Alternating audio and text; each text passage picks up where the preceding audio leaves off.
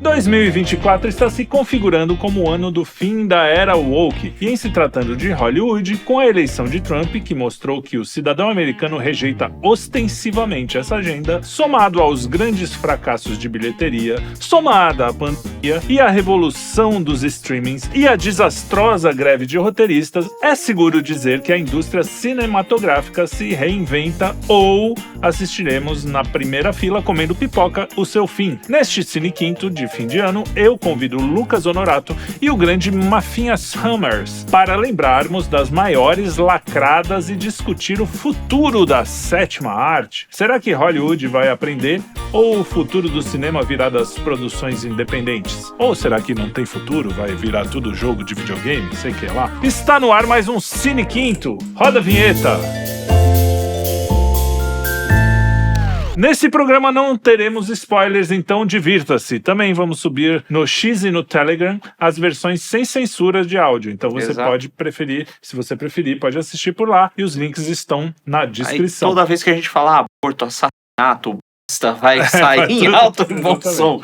Ninguém vai falar qualquer coisa. Muito bom. Mafinha, pela primeira vez estamos fazendo um programa, não é isso?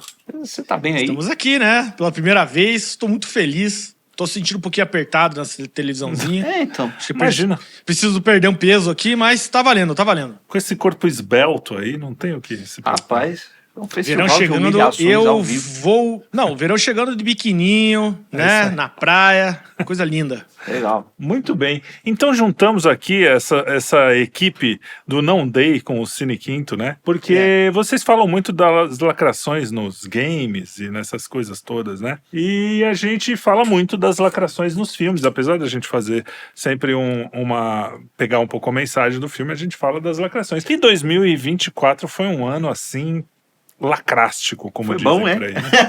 Foi bom. Foi legal? Foi bom. Mafinha, qual é a lacração, sem olhar aqui na pauta, na sua memória, qual é a lacração que você acha que foi a mais... Pá? Olha, eu acho o seguinte, a maior lacração deste ano cinematográfica foi, obviamente, a greve dos roteiristas, né? Uma das coisas mais emblemáticas que aconteceram aí foi o nosso querido conhecido aqui do Brasil, Bananil, Mark Ruffalo, fantasiado de operário, com a plaquinha na mão de piquete, né, fazendo protesto em frente aos estúdios. Aquilo ali, cara, assim, o cara tem uma fantasia de pobre, né, pobre... que ele imagina ser o pobre, né? Porque aquele ele vestido como eu me visto pra sair, mas tudo bem. É pobre cinematográfico, né? Cosplay de pobre. Cênico. Cosplay de pobre, como diz meu pai. Tipo aqueles mendigos de filme da Sessão da Tarde que sempre tem um Golden Retriever, sabe? Então... O cara foi lá, velho, e foi reclamar. O cara ganhou 50 milhões aí nos filmes da Marvel.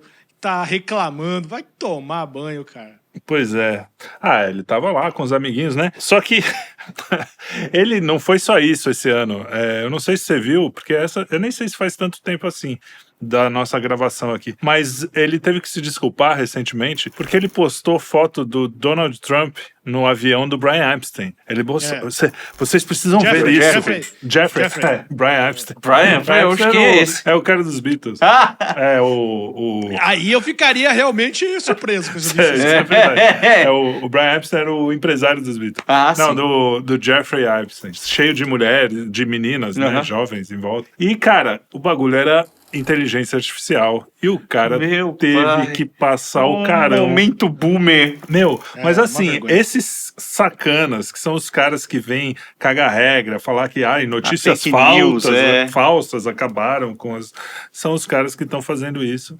E foram pegos porque, obviamente, os caras do X mais direitoso tem... Não, as notas da comunidade tá causando problemas psiquiátricos nos jornalistas. O jornalista posta uma abobrinha lá, que a gente já sabe que é abobrinha, e aí já aparece lá com notas da comunidade.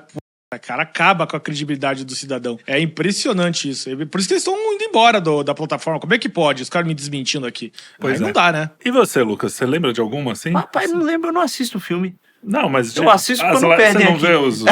não de filme, mas de Hollywood, essas coisas. Não, rapaz, não. Pô, Tô achei que lembrado, você ia falar... eu não acompanho. Realmente, não. Poxa, que decepção. Eu tenho uma Teve que a Gena aconteceu Ortega. A Gena Ortega foi divertida. então, eu pensei A Gena nisso. Ortega foi legal ela falando. Ela, na verdade, ela fez uma anti-lacração e o pessoal ficou puto. Ela falou óbvio. Ela falou, pessoal, nós não precisamos de uma James Bonda, não, né? A gente podia fazer um personagem feminino novo aí, né? Que é o que a gente falou. Exato. E o pessoal ficou meio, mas que história é essa, né? Exatamente. Eu tenho uma boa aí. Aconteceu esses dias aí. O cara que é dono do festival... esqueci o nome do festival. Ele é lá na Polônia, um festival de cinema independente, aquela coisa, né? Todo mundo independente, todo mundo esquerdista. Aí o cara fez uma carta numa revista de cinema da Polônia falando que, olha, a gente abraça as mulheres no cinema, queremos diretoras mulheres e tal, só que a gente não pode... Olha o que o cara falou, foi bem nesse tom. A gente não pode tirar filmes bons para colocar filmes inferiores só porque as diretoras são mulheres. Cara, por que o cara falou isso, bicho? Aí começou. Aí a diretora de Substância já boicotou, falou que não vai, foram comentários misóginos. Eu juro por Deus, ele falou exatamente assim, nesse tom. Cara, O resto do texto é só elevando as mulheres e tal, mas não adiantou nada, né? Pois é, esse é o problema, né, da lacração pra eles, né? Porque a gente já sabe como é que é. Uhum. O cara fala tudo que eles querem ouvir, e aí dá um deslize que, se você pensar bem, o cara falando lá de improviso, você entende o que ele quer dizer. Ele fala, pô, eu não vou pegar uma mulher só por ela ser mulher. Não vou fazer um filme pior e pegar uma mulher. Foi isso que, se você tiver uma boa vontade com o cara, você vai falar. Só que esses caras não têm boa vontade nem com a galera deles. Então, assim, se você pode esperar o pior daquela declaração, ler o pior, mesmo que ela não seja exatamente aquilo, eles vão ler e vão te destruir, ainda mais se você for homem, branco, dono Não, porque o progressista, ele pensa, essa é a forma dele de ver o mundo. Ele enxerga o mundo com suspeita. Acabou, tudo é suspeita. É uma treta isso aí. Não, e o cara, você imagina, o cara não falou nada absurdo. A única coisa que ele falou que deveria ser óbvio, afinal de contas é uma competição, que você coloca os filmes, as pessoas vão julgar os filmes. Aí o cara, não, olha, eu quero mais mulheres e tal, só que, assim, eu não posso privilegiar um filme só porque ele foi feito por uma mulher diretora. Os filmes têm que ser analisados pela sua qualidade técnica e tal. Cara, ele falou isso. Mas isso já torna ele... Olha o nível da régua dos caras. Falar que os filmes têm que ser avaliados pela sua qualidade técnica, dramática e tal, já é misoginia. É um negócio absurdo, cara. É um nível de tolerância completa. O que, de certa forma, é que ele deixou meio explícito. Mas elas também estão querendo dizer assim, quer dizer então que a mulher faz um filme pior. Então, se você tá dizendo que a gente tem que só buscar técnica, então não vai ter mulher. Me lembra a clássica entrevista do Jordan Peterson com a Cat Newman, né? Então, o que você quer dizer é... Ele, não é tô isso que querendo dizer isso, não, tá louca? Aliás, não, você está dizendo, só repetir. Exato. Mas isso me lembrou um caso que eu tinha anotado aqui mais pra frente, mas eu já vou falar já. O Richard Dreyfuss, esse ano também, foi cancelado. Richard Dreyfuss, você sabe, porque você deve ter visto Tubarão, talvez? Não vi, não viu Tubarão? Não viu... Caramba, você não viu Tubarão, cara? Como é que pode? Contatos O que você fazia de tarde? Nunca vi esse filme. O que o Richard Dreyfuss... O que você tava fazendo de tarde em casa, nos anos 90? Pois é. Nos anos 90? Eu nasci em 97. Ele é uma geração um pouquinho depois da nossa, eu acho. Ele não tava, é verdade. Não tinha. Mas judiado, hein, Lucas? O Richard Dreyfuss foi num festival desses, não sei nem qual deixa eu ver, durante uma exibição do filme em Massachusetts. Ele, durante a exibição do filme, do Tubarão, inclusive, sei lá, era uma comemoração, ele foi cancelado, a galera começou a sair do lugar lá, porque ele falou coisas transfóbicas e homofóbicas e LGBTfóbicas. O que ele disse? Meu Deus do céu. Pois é, eu fiquei procurando a internet inteira de cabo a rabo, não tem uma linha do que ele disse. Não tem nada. Ou seja, eu tenho certeza absoluta, e eu tenho certeza, como diz Janjão, certeza de pipinha, que é a certeza mais que absoluta, que ele não falou nada demais. Porque se tivesse falado, ia estar estampado em todos os lugares, né? Então as pessoas foram embora. Cara, é isso. Não, e o cara foi cancelado e ele pediu desculpa ainda. Pediu desculpa. Eu queria pedir desculpa pelo que eu falei, mas também não disse o que ele falou. Ele não disse o que ele falou. Rapaz, olha, que beleza, hein? Eu não sei se alguém souber o que ele falou. Eu procurei. Star Wars Episódio 1, o cancelamento fantasma. Meio isso. Caramba. E, cara, você simplesmente... Uma das coisas que ele isso eu vi que ele tinha reclamado, era daquela história que a gente até comentou aqui no começo do ano, que Hollywood tinha agora, precisa ter 60% mexicanos, 48% negros, 92 mulheres, 3 anões, sei lá, sabe? Sempre tem que ter aquela... Se bem que quando tem anão, o pessoal reclama também. Não pode. Anão não pode fazer papel de anão. Não pode fazer. Ele tem que fazer papel de gigante. Isso, exato. Que o Dreyfuss, ele tava... Na verdade é o seguinte, ele chegou vestido de mulher, né, com vestido. E aí ele subiu no palco e começou a reclamar do movimento Me Too. E depois ele reclamou um pouco dos pais de crianças trans. Assim, não foi realmente... Sabe aquele velho? O velho que pode me processar? Tiozão. O cara, pode me processar, porque o processo não vai me pegar em vida, então foda-se todo mundo. Ele chegou e começou a descambar, né? O velho. Aí a galera não aguentou, né? Pô, como é que vão me falar isso aqui pra gente? Nós somos cheirosos de Hollywood, um absurdo desse, né? E aí, você vê como eu sou bom de internet, rapidinho. O cara achou em 3 minutos agora. No meio de eu falar, o cara encontrou toda a notícia e eu não achei essa porra. Essa equipe que a gente tem aqui, viu? Tá vendo, né? Olha, você vai ver o Trieri lá no Windows 95, assim, esse Netscape aqui, cara. Procurando no KD, né? No KD, né? Aqui o nosso amigo Arthur Remoto, o time é bom, só não é bem entrosado. A gente tem boa intenção. Mas fala aí, desculpa. E aí o pessoal ficou deveras chateado aí com os comentários do Dreyfuss. Mas assim, ele tem... Não digo que ele tem razão, mas sobre o Me Too, principalmente. O movimento Me Too, ele causou um tsunami no cinema, né? Sim. Além de... Claro, tinha os predadores e tal, mas ele é um negócio que era meio... Assim, você só via uma parte da coisa. Porque era a ideia seguinte, olha, os diretores faziam o teste do sofá com as atrizes, isso é horroroso, porque não sei o que e tal. Por outro lado... Muitas atrizes que se ofereciam já para esse tipo de coisa, porque afinal de contas, mulheres más existem, mulheres aproveitadoras, mulheres ambiciosas. Não sei se o pessoal sabe disso, mas as mulheres também erram. Eu sei que é um choque para todo mundo. Um choque. Né? Até minha mãe? Um choque. Até mamãe? Mamãe não, né? Aí é o seguinte, ele pegou e falou, né, sobre essas questões e tal, do Me Too, e o pessoal ficou indignado.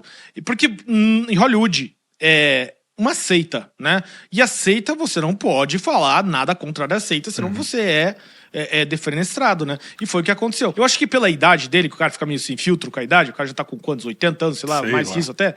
O cara, né, perdeu peruca ali, né? Mas, de qualquer maneira, também não precisava ser essa reação absurda. Foi sair da plateia, não sei o quê. Foi um momento deputada Nicole, então. Deputada Nicole. Legal. O lance é o seguinte, né? O Me Too foi usado, por exemplo, para acusar o Brett Kavanaugh, que é aquele cara da Suprema Corte. Uma mulher acusou o cara numa festa em 1953, sem sacanagem, tipo uma data assim, 1962, de ter feito esforçado ela numa ali que tava todo mundo. Sendo que o cara é mó caretinha, assim. Tipo, pode até ter acontecido, mas caraca, cara, eu lembro que teve um caso de um sujeito que ele só foi inocentado porque ele tinha o Google Maps no celular dele, documentando os lugares em que ele tava em cada data. E ele tá tipo, minha filha, eu nem tava nesse lugar que a senhora tá falando. Teve coisa assim nessa. O lance é o seguinte, é que esse tipo de acusação que é feita justamente por alguma questão política ou pessoal até, né, acaba enfraquecendo as verdadeiras vítimas, que tem mesmo, que tem. E tem também um código, né, que na época de Hollywood, teste de sofá é o que você falou, tinha algumas mulheres que faziam e tava a fim de fazer e acabou. É o que você falou, às vezes a mulher, né, o quê? E também não era pra fazer. E nós, cristãos, a gente sempre falou, isso é errado, viu? Mesmo que você queira, evita esse negócio, cuida do seu corpo, seja... Né? Então, o problema, na verdade, é sempre quando usam de forma política, não é a causa em si, óbvio. Bom, mas voltando aqui, então, temos lacrações também, não só Hollywood, né? A gente fala Hollywood, mas tem o cinema nacional aqui, né? Achei que você ia falar de Bollywood.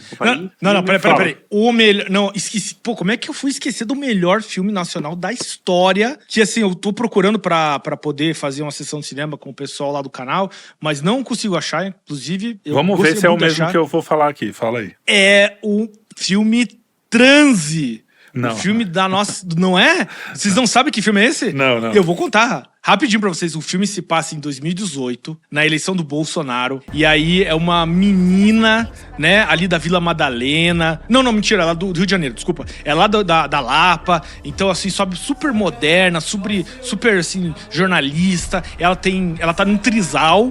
Então ela tá num momento de conflito da vida dela, porque ela tem 2 amores, assim, entendeu? E ao mesmo tempo o Bozo tá se elegendo e ela tá, Tadinha. assim, como é que as pessoas estão elegendo esse homem? É assim, é uma desgraça, não sei o quê. E aí, né, ela vai à procura de respostas. Daí ela vai tipo assim, pra periferia, conversar com um cara... O que eles acham que é periferia, tá? Tipo assim, na cabeça da filha do... É a filha do Jabor que fez esse filme. Aí ele vai lá, cara, e ela começa a conversar. É genial, melhor filme nacional já feito. E eles tiveram a capacidade de gravar o comício lá nos Arcos da Lapa, da época, né? Em 2018. Cara, ó, é uma obra de arte. Recomendo a todos, viu? Ah, eu lembrei agora que você foi descrevendo, eu lembrei do trailer. Excelente. Quero ver também. Quero ver. Não quero. Não, pensando bem. Eu não vi, minha filha não viu. Não vamos ver. Tem outro que eu não quero muito. Eu quero muito não ver. Outro. Que é o que eu ia citar. Que é a adaptação do Grande Sertão, né? Que já está, inclusive, no Globoplay. Os caras pegaram o Grande Sertão Veredas, que é um clássico. Poderiam, né, fazer um filme bom, contando a história, mas não. Decidiram fazer um filme ruim, que é o que eles sabem fazer. Legal. Direção do Guel Arraes, que é um cara bom, assim. Na TV ele era um cara muito bom, era um diretor bom de TV. Na minha época, todas as coisas legais que a Globo fez, quando eu era jovem, era dirigido pelo núcleo Guel Arraes. Era TV Pirata, essa galera assim, era tudo de lá. E o cara virou isso aí, né, bicho? Só que aí, fui ver, quanto custou o filme? 7 milhões. É um número mágico dessa galera. 7 milhões, 8 milhões, né? Que é aquele Ainda Estou Aqui, aliás, que eu fiz um Cine Quinto recentemente, falando sobre o Ainda Estou Aqui. Que é isso que você falou, é a filha do Jabor. Parece que essa galera não sai daqui, né? Então, eu ainda estou aqui, ainda... Tá bom, já sei, cacete. Só não usa o meu dinheiro. Fica aí, não tem problema. Pode ainda estar aqui. Assim? Tem que usar. Então, como assim? Você tem que estar pagando. O Haddad tá taxando pra gente pagar a cultura nacional, essa maravilhosa e a cultura nacional. Você lembra daquele filme também da Thaís Araújo e do Lázaro Ramos, que é um futuro apocalíptico, onde um presidente de extrema-direita se elegeu e está levando todos os negros brasileiros. Não ia sobrar brasileiro, né? Pra começo de conversa, né? Pro campo de concentração e não sei o quê. Depende assim, do IBGE. Depende. É verdade. É o negro pardo de Schrödinger. O pardo de Schrödinger, né? E aí, cara, assim, é que nem esse filme aí. Esse do Sertão Veredas também é uma... Assim, além de ser cuspir na cara da literatura nacional, porque pelo menos nos anos 60, quando tinha lá o Silvio Bach, esses diretores aí, os velhos, o alcoólatra, eles faziam as adaptações, claro, com o dinheiro da época, geralmente com o dinheiro dos milico, né, caindo pra filme. Os milico adoravam ver era teta e filme histórico, eram as duas coisas que os milico assistiam. Independência ou né? Exatamente. Eles pelo menos eram fiéis, ou pelo menos tentavam fazer uma coisa cinematográfica e tal. Agora não. Agora o cara vai fazer uma releitura de uma obra, vai fazer Dom Casmurro. É sempre uma vacalhação, cara. É sempre isso. Qual a dificuldade de só usar o texto que tá lá? Assim, né? E adaptar, claro. Tem alguma adaptação, mas... E é que assim... Já fizeram a história, já, né? O problema maior dessa galera é que eles não têm o que dizer. Eles só têm o que militar. Então, quando você não tem o que dizer... Porque assim, até comunista escrevia bem. O que a gente sempre dá, Vidas Secas, parece que é o único, né? Jorge Amado. Jorge Amado escrevia bem, apesar comunaço. Isso, comuna. Então, cara, você não é esse o problema. O problema é você não ter o que dizer e viver às custas do dinheiro alheio, né? Esse aqui é o problema. Não tem o que dizer, fique quieto, vai lavar uma louça, sei lá. Oxi. Porque Hollywood, bem ou mal, pelo menos é um dinheiro meio que privado, né? Ou não? Às vezes às vezes não. É mais ou menos, porque tem muita... né, que eles não pagam impostos, por exemplo, né? Às vezes, quando vou gravar em algum local, tem estados lá, por exemplo, nos Estados Unidos, que eles têm isenção de impostos pra gravar. Na Inglaterra também tem. No Canadá tem muito, por isso que aquelas séries da CW sempre eram gravadas lá em Toronto, se não me engano, onde tem um programa de isenção de impostos. Sempre tem maracutaia. Pode ser nos Estados Unidos, no Canadá, no Brasil, então. No Brasil, né? Não é maracutaia. Não tem nada, né? Aqui é sério. Aqui é um país sério. Aqui é 100%. Bom, e aqui lá também tem esse problema da politização da coisa, né? A gente viu que todos são Kamala, né, praticamente. E aí a gente pode até ampliar isso para todo o sistema de comunicação americano, que junta a mídia, junta os podcasts, se bem que os podcasts normalmente são mais à direita, mas junta a mídia, junta o cinema mesmo. Então, quando o Trump ganhou, foi um chororô, cara, e teve aquela outra lacração do ano que foi sensacional, aquela propaganda que eles tentaram fazer da Kamala, você viu, dos Avengers? Não, eu não vi, mas a eu vi que ligação aconteceu. De Zoom. Coloca aí um pouquinho, editora, os Avengers. É uma das coisas mais... Meu Deus. Triste. It is our pleasure to come together and to get the vote out this election. Come on. Yeah, how can we be of service? How about we start with what our voting plans are going to be, who we're going to bring to the polls with us, that sort of thing. I think Kamala Harris needs a catchphrase. Ooh, yes, definitely a catchphrase. How about this? I'm just off the top of my head. I can do this all day. Mas os Vingadores estão se metendo em cada furada, né? Foram lá fazer uma propaganda pro Lula, agora faz aí pra Kavala. Depois vem o Thanos, os caras reclamam, entendeu? Aí o cara reclama. Não, foi uma vergonha. Aquilo lá foi, extremamente vergonhoso. E ainda, o pessoal foi pra cima do Chris Hemsworth e o outro lá, como é que o Chris Pratt, né, que fez acho que é Chris Pratt, se eu tiver errado, peço desculpa. Que fez o Star-Lord, né? Porque eles não participaram eles não quiseram participar. Eles não quiseram participar e aí o pessoal meteu... Mas o melhor de todas as coisas que aconteceram nessa eleição americana foi a carta do George Clooney, né? Isso, que dizem que foi o gatilho pro que o Joe Biden, nosso querido Joe Biden, agora o homem da floresta, ele tá perdido até hoje, vocês estão sabendo? Ele entrou na floresta não saiu mais. e desapareceu. Joe of the Jungle, né? Sumiu. Joe of the Jungle. Aí ele fez a cartinha falando que o Joe não podia continuar, não sei o quê, e os caras utilizaram isso pra meter o pé na bunda do velho. E agora estão culpando ele. Você fez aquela carta, como se ele fosse o culpado, né? Isso aí que dá, bem feito pra você, cara. Não, mas o George Clooney, como alguém disse, eu mandei um vídeo pra vocês e o Tarantino fala, ele não é um ator, ele é um cara da política, seria o que seria aqui o agitador, intelectual orgânico, assim, né? Um cara que tá ali pra fazer política. Tanto é que ele foi, eu não tenho ele certeza. É o Flávio Morgenstern. É o Flávio Morgenstern do Hollywood. Isso aí. Legal. Ele é o Flávio Morgenstern. Olha, não tem nada a ver com isso, hein, Morgan? Depois você se vira com uma finha. Mas eu não sei os números exatos, eu sempre falo coisa meio mais ou menos assim, mas tudo bem, vocês estão acostumados. Depois procurem. Mas ele foi um dos, provavelmente o patrocinador, não, como é que é? O doador privado, o maior doador privado do Partido Democrata. Então, assim, o cara faz política, né? A vida dele é fazer política. E o pior é que tem uns filmes bons aí, tá aí um exemplo de um cara talentoso, né? Pra isso. E que tá perdendo o talento, né? Porque esses caras estão sendo corroídos pela própria militância, né? O triste da eleição do Trump, o triste não, pra mim que faz conteúdo nerd, na Liga Nerdola, no meu canal e tal, e pra gente aqui também é maravilhoso, porque a gente vai ter muito material. Mas é que os caras não conseguem se controlar. Eu, por exemplo, durante muito tempo eu fui stalker do James Gunn no Twitter. Eu tinha uma lista só com o James Gunn pra ver se ele tava trabalhando. Porque ele ficou de fazer o filme do Superman e era ano de eleição. Eu falei, esse cara não vai aguentar. Porque eu sigo o James Gunn há mais de 10 anos.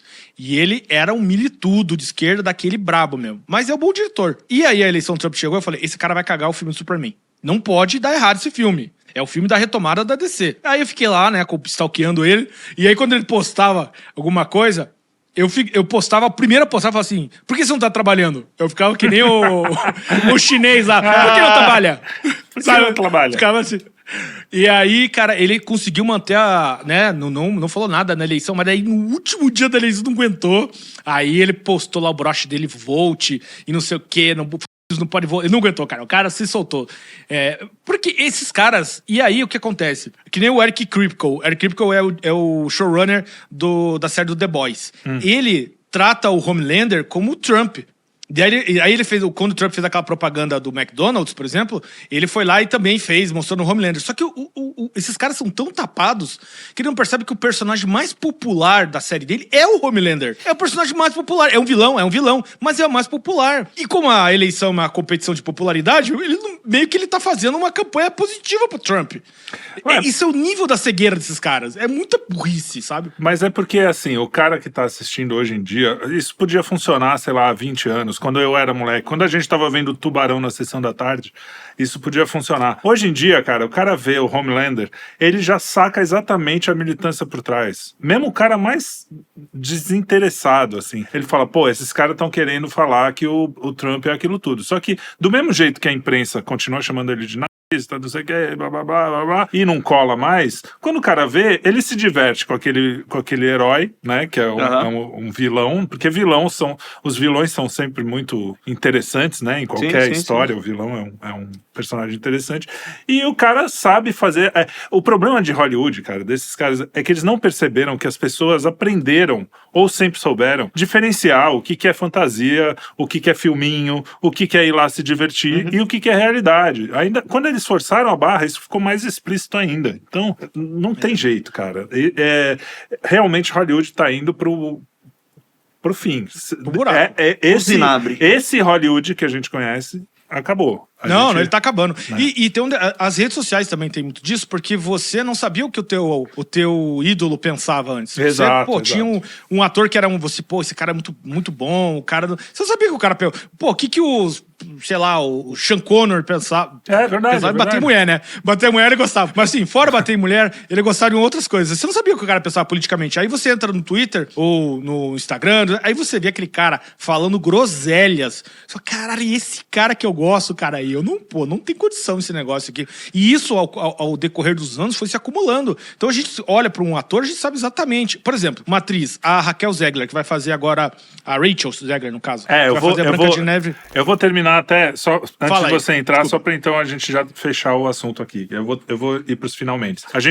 Eu queria fazer uma comparação entre a Gina Carano, que foi cancelada por ser meio direitosa, né, e acabou até indo trabalhar no Daily Wire, e a Rachel Zegler, né, a diferença na carreira, o que aconteceu com a carreira de cada uma, e as pessoas estão vendo isso de fora, né. Agora pode falar o que você ia falar da Rachel Zegler. Desculpa furar a pauta. Não tem problema. Mas é porque eu lembrei da a Rachel Zegler, porque é o seguinte, quando o Trump venceu agora, no dia 6 no dia seguinte, ela tava, eu também acompanho, eu sou uma pessoa realmente... Eu acompanho mesmo esses caras. Aí eu tava lá vendo stories dela no Instagram e ela começou a postar um monte. Sim. Nunca deixaremos em paz Trump e seus seguidores. A América está caminhando para o fascismo. Não sei o quê. Abraça e dê as mãos. Ninguém segura a mão de ninguém. Aquela coisa. Né? E começou, né? E ameaçar, e mandou o Trump CF e não sei o quê. Um monte de coisa. Mas isso é normal da dona Raquel Zegler, que inclusive é uma pessoa insuportável, porque é uma milituda, né? Aí ela falou, né, que ela tá falando porque é um remake do desenho clássico da Disney, primeiro desenho que o Walt Disney fez, que fez a Disney ser o que foi uma aposta do Walt Disney, foi Branca de Neve, acho que 38, se não me engano, não lembro direito. Sim, aliás, também fiz um Cine Quinto que fez muito sucesso falando da Branca de Neve. Exatamente, antiga, que é uma obra antiga. É uma obra de arte linda, maravilhosa, até hoje, você pode colocar pro seu filho, assim, não tem, é lindo. E aí ela falando que porque o nosso querido príncipe, ele é um stalker da Branca de Neve. Assim, é porque ela não parou pra pensar nos anões, né? Porque... Vamos lembrar, a Branca de Neve ficou em coma lá durante sei lá quantos anos, e aqueles anões na floresta, sozinho, com uma mulher em coma, né? O que será que aconteceu, né, cara? Né? Muitas coisas ruins podiam acontecer. Enfim, aí o que acontece? A Raquel Zegler começou a encher o saco, falar da história da Branca de Neve, e a Disney já tá muito pressionada pelos acionistas. O CEO da Disney, né, o Bob Iger, ele quase perdeu a eleição, na última eleição que teve pro board da Disney. Ele conseguiu porque ele chamou todo mundo, o George Lucas, o Spielberg, todo mundo pra ver se ele continuava na cadeira. Mas os acionistas estão pressionando, cara, né? E aí, ela teve que vir aqui, ontem, se não me engano, né? Fazer um pedido de desculpas, daquele mais falso possível, né? Falando que ela contribuiu pro ódio e que ela tem que aceitar as pessoas pensarem diferente. Pô, cara, tudo que vocês não fazem é aceitar que as pessoas pensem diferente. É exatamente esse o ponto, né? Exato. Não, e ela tem uma superior... Ela, na verdade, encapsula toda essa coisa de Hollywood, né? Que é o seguinte, primeiro, essa distância da vida real, né? Esses caras vivem num mundo completamente de fantasia e vivem de falar palavras que outras pessoas escrevem. E aí, os caras se veem na tela ali, todo mundo achando engraçado. Ai, que frase espirituosa. Nossa, como ela é inteligente. Nossa, como ela faz coisas bacanas, né? Normalmente as personagens que um roteirista escreveu, que já estão ruins, né? Os roteiristas também decaíram, mas de qualquer jeito escreve um pouco, pensa um pouco melhor do que essa galerinha. E aí, essa distância entre o que ela fala ali e como ela se enxerga, porque todo mundo está admirando ela ali na tela, e como ela é na vida real, e aí aquele ressentimento. A Raquel Zegler é exatamente isso, assim, ela encapsula numa pessoa só tudo isso. E aí, quando pede desculpa, é uma desculpa meio de cima para baixo, assim, né? Não tem humildade nenhuma. Meio Renato Careiro com as Betes. Exatamente. Tipo isso. Não, o que dá raiva pro público, e eu sei porque eu sou público, é que você olha aquela celebridade que ganha milhões, que mora numa mansão lá em Los Angeles, né, assim, rico, tudo do bom e do melhor, enquanto a rapaziada tá pegando busão 6 horas da manhã, né? E se vitimizando. O cara falou que é oprimido. Eu sou mulher, sou latina, né? No caso a Raquel Zegler, e sou oprimida pela indústria. Como ser oprimida? Minha filha está ganhando mais de 10 milhões de dólares pra fazer um papel de Branca de Neve. Como é que você é oprimida? Oprimida aonde, meu Deus do céu? Oprimida é o cara que tá pegando o metrô lotadaço cheirando o sovaco dos outros, entendeu? Isso sim é o cara oprimido. Isso que o pessoal não se conforma. Eu acho que as pessoas hoje olham isso e elas não se conformam mais. Não é como antigamente que você idealizava o ídolo. Pô, eu quero ser um ator de cinema. Eu quero, na época, nos anos 40, na era de ouro do cinema, né? O Clark Gable, todo mundo fala, pô, o cara é...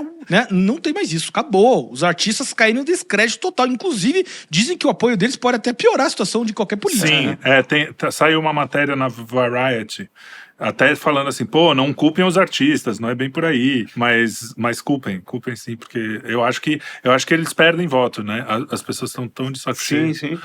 Ô, Lucas, para finalizar aqui, cada um falar um pouco, o que você acha do futuro, porque aí eu acho que junta um pouco as indústrias, né? Música, a indústria cultural, de cultura pop no geral, né? Como você tem acompanhado aí as notícias dos jogos, né? E eu tenho acompanhado mais Hollywood, a gente tem feito esse bate-bola.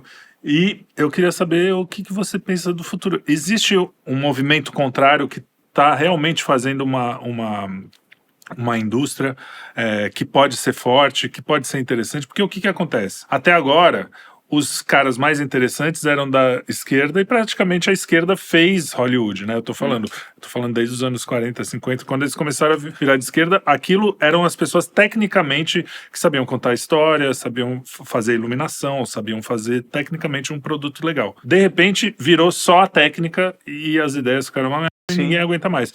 Aí veio a internet e cagou com tudo pra eles. E aí a gente tem hoje uma produção.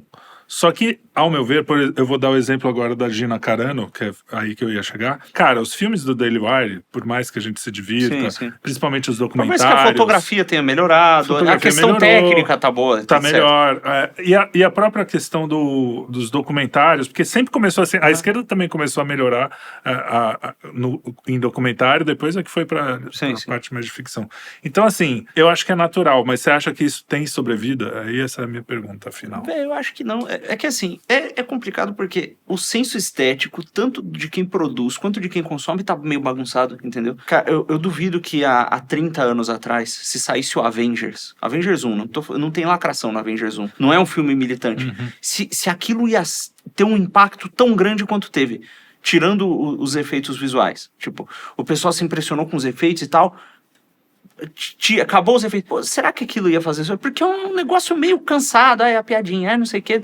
Não tem profundidade, saca? Não tem... É uma coisa meio boba. E eu acho que o melhor que o Hollywood consegue produzir agora é uma coisa boba sem lacração, que diverte o cara, ele vê ali aquele fast food e acabou. E nos videogames, é a mesma coisa, tá ruim demais. O pessoal só quer... Pô, o nego só fica pensando em gráfico, novamente em pirotecnia, né? Aí o jogo fica cada vez mais caro de produzir, que nem filme, né? Exato. Que o alvo é o Avengers, né? Fica cada vez mais caro, e aí você precisa de mais dinheiro, quem tem dinheiro é o sistema financeiro, e aí, puta, aquela bagunça. E aí você tem, assim, uns jogos... Tem cinema independente? Então, tem. mas aí não pinta isso aí, e aí as pessoas começam, de repente, a botar mais dinheiro, a coisa começa a crescer com o tempo. Olha, Porque, eu não sei. cara, às vezes um jogo que nem aquele da caveirinha, que o meu Qual? filho gosta. Aquele da caveirinha, pô. O Hollow Knight? Não é Não. uma caveirinha. Ah, o Undertale. Undertale. Sim. Cara, é um jogo 2D, safado. Assim, então, Fez um puta sucesso. Sim, cara. é que ele é legalzinho. Ele não é obra-prima, sabe? Entendi. Ele é É que legal. eu não joguei, eu não sei, eu tô Então, falando. ele é legal. Meu filho também Sim, tinha 10 anos. né? Então, mas é assim, são coisas que são... Tá bom, tem méritos, tem coisas legais, mas eu acho que não é... Olha, você tem um movimento legal... Tem alguns estúdios no leste europeu fazendo uma coisa ou outra que são interessantes. Tem os japoneses que continuam fazendo... Mas mesmo os japoneses, a ONU tava querendo censurar o Japão, sabe? Por causa dos animes, etc. É verdade. Então, assim, por quê? Porque o Japão também se rendeu ao mercado ocidental, porque tem muito mais gente aqui do que lá, né? Enfim, é um mercado consumidor de maior, números, né? mais dinheiro, e a animação é caro de produzir, vocês sabem muito bem, inclusive. Então, assim, cara, é uma situação desgraçada, porque o Ocidente foi empobrecido esteticamente. Tá? É um mato sem cachorro isso aqui, velho. Eu acho que tanto daqui estética- a solução não sai, entendeu? Tanto estética quanto ética, né? Porque a mensagem tá dentro dessa coisa. O que você vai falar? Qual é, né? Por um lado, você tem o empobrecimento estético, por outro, você tem a instrumentalização da arte como uma peça de propaganda, e no meio... Cara, o artista que ele entra nessa agora, ele já entra perdido. Ele não sabe, ele não tem de quem aprender, sabe? É um cara, meio aquela coisa do sujeito que reinicia a tradição. Sabe aqueles... Fazendo uma analogia com... É o São João Batista gritando no deserto, sabe? Sim.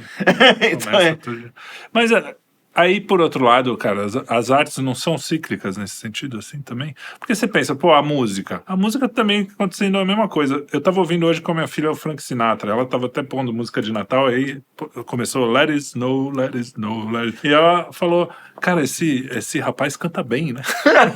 Ela sabia, né? Ela falou, pô, o Frank Sinatra cantava muito bem, né? Eu falei, cara, e isso tocava, era música de rádio, era música popular, assim, que a moça que trabalhava na cozinha lá do diner ouvia, né? Sim. Então, assim, é tão sofisticado. E aí eu comecei a falar pra ela, cara, a música é sofisticada, a composição, a letra é sofisticada, os arranjos são sofisticados, cada músico ali é bom pra cacete, é o talo. E Hollywood fez isso também com o tempo, anos 40, e depois mesmo anos 80, teve um auge ali, e até 2000 teve umas coisas, principalmente na questão visual. Então, assim, será que não é uma questão a arte tem disso mesmo, tem o seu auge ali, a arte pictórica teve isso, a arte... Enfim, sei lá, talvez seja uma coisa da vida, vamos esperar as outras tecnologias para novas formas de arte. Que, por exemplo, os jogos, eles, quando a técnica era pior, eles eram melhores, eles eram mais bem escritos. Não, então, mas é isso que eu tô falando. Então, assim, sei lá, O importante, na verdade, é a gente formar gente melhor para que saia a coisa melhor de dentro das pessoas. Exato, né? mas aí demora. Aí é um rolê ainda, viu? Eu acho mas que...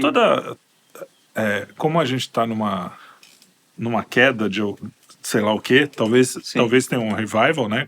Sim. Vários impérios subiram, cresceram. Talvez seja só...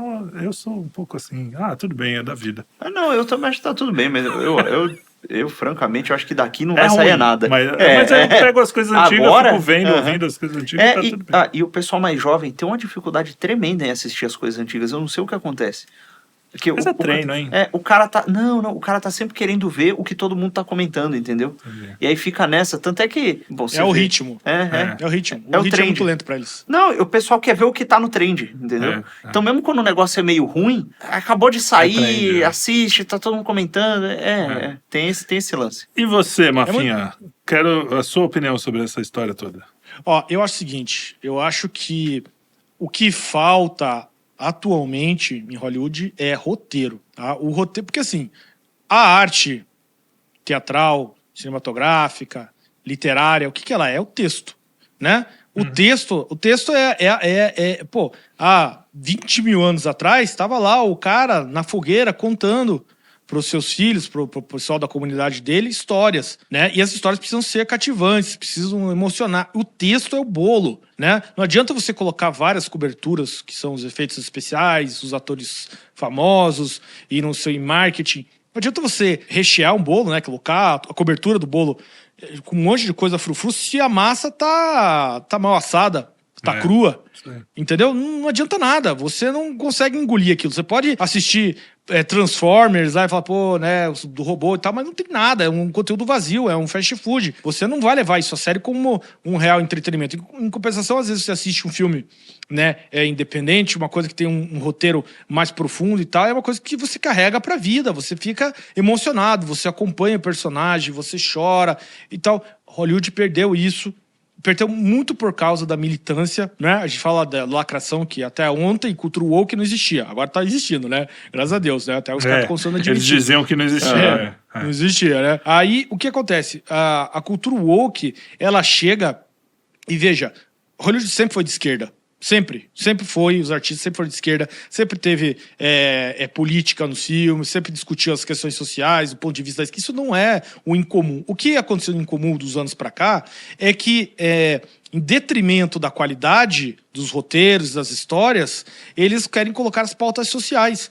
Como se isso já bastasse para um filme ser aceito. Então, assim, muitas das vezes que eu vou acompanhar um filme, a primeira notícia do filme que tem é o seguinte: esse filme é para empoderar as mulheres negras. Pô, bicho, não é isso que você tem que falar do filme. Você tem que falar da história do filme, né? Qual é o que vai tocar nas pessoas, que vai refletir, entendeu? Porque você tá meio sequestrando principalmente o jornalista, porque é para isso que eles fazem, né? Porque quando eles não têm confiança no taco do filme, eles jogam essa, né? É um filme feminista, é um filme LGBTQ, não sei o que, para os jornalistas. Tipo Ghostbusters, né? Tipo Ghostbusters, pra dar uma nota boa. Mas o público, ele não aceita. E o público é invencível. Não há como vencer o público. E eles estão tentando vencer há muito tempo, mas eles não conseguem. Pode ser um filme identitário, com pautas de esquerda, e ser um filme bom? Pode. Se o cara for bom. Só que sabe o que acontece? Os novos roteiristas não leem clássicos. Por que eles não leem clássicos? E esse é o grande problema de identitarismo. Porque ele é uma entre aspas, ideologia que renega o passado. Que diz que o passado é que o passado é misógino, que o passado... Então o cara não consegue ler, por exemplo, Lovecraft. Como é que você vai fazer um terror sem você conhecer Lovecraft? Não tem como, entendeu? É basilar. Como é que você vai fazer ficção científica se você não lê Arthur C. Clarke, Frank Herbert, né? Como é que você vai fazer drama se você não lê Shakespeare, né? Se você não lê o Tolstói? Não tem como. E essa gente não lê. E aí o que acontece? Eles leem só coisa entre eles. E aí fica um negócio horroroso. Um texto terrível. Eu acho que a pior crise que existe, e acho que até a greve dos roteiristas esse ano é um sinal disso, é a crise no roteiro do cinema, sabe? A crise no roteiro é terrível. E para completar essa desgraça que nós vivemos, isso não é só no Hollywood, não. Novela da Globo também. Sim. Novela da Globo também. Que tinham grandes novelas da Globo. Não consegue mais fazer, por causa do roteiro. Chega a inteligência artificial, né? Que consegue pegar aqueles milhares de textos e roteiros que tem nos estúdios e, né, produzir, cuspir roteiros como se fosse McDonald's, entendeu? Então eu acho que a arte ela vai mudar no cinema. E de um lado vai ter a indústria fast food para você assistir filmes realmente criados para o computador, tudo. O pessoal nem vai ligar. As novas gerações, a gente vai se importar, mas as novas gerações nem vão ligar. E vai ter, assim como na cozinha, né, o cinema-arte. E aí, nesse cinema-arte, as pessoas vão fazer coisas mais complexas, mais embasadas. Eu acho que esse é o destino de Hollywood. E, assim, a grandeza financeira, a grandeza de Hollywood, ela tá com os dias contados. É isso aí. Nada como uma perspectiva histórica para as coisas, né, Mafinha? Porque teve uma época que a ópera era considerada uma coisa de jovens degenerados também. Porque Conde já se viu. Sim. Então, assim, a gente também tem que ter essa noção de que a arte sempre teve essa coisa, né? Em raras, na verdade, a exceção é isso que eu falei, quando a arte popular, zona, se funde com a arte, com a alta cultura, que às vezes acontece. Eu acho, por exemplo, Dom Quixote é um livro, não é um livro difícil de ler, é um livro, até porque ele é uma paródia a livros fáceis da época, né, que eram livros de cavalaria e tal. Então, assim, a grande arte, às vezes, ela tem essa conversa, né, com o popular.